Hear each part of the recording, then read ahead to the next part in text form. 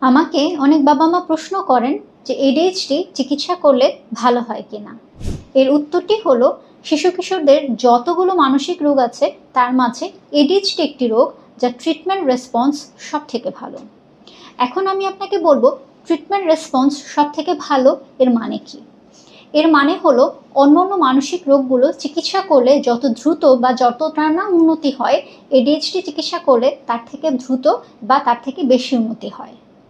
আমি আরেকটি প্রশ্ন বাবা-মায়ের কাছে অনেক পেয়ে থাকি, সেটি হলো তারা বলেন, ADHDতে যে ওষুধগুলো দেওয়া হয় সেগুলো কি ঘুমের ওষুধ? এর সঠিক উত্তরটি হলো ADHDতে আমরা ফার্স্ট লাইন যে ড্রাগগুলো ইউজ করি বা ওষুধগুলো ইউজ করি সেগুলো ঘুমের ওষুধ নয় এবং এগুলোতে ঘুমের কোনো ইফেক্ট নেই। বরং আমরা এই ওষুধগুলো দিনের বেলা ব্যবহার করি, কেননা আমরা যদি এই ওষুধগুলো রাতের বেলা দিয়ে থাকি তাহলে সন্তানের ঘুমের সমস্যা হতে পারে।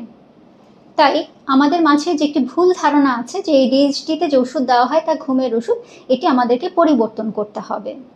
আপনাদের যদি আরও কোনো প্রশ্ন বা জিজ্ঞাসা থাকে আপনি আমাদের কমেন্ট বক্সে আপনার প্রশ্নটি জানাবেন, আমরা আপনার প্রশ্নের সঠিক উত্তর দেওয়ার চেষ্টা করব।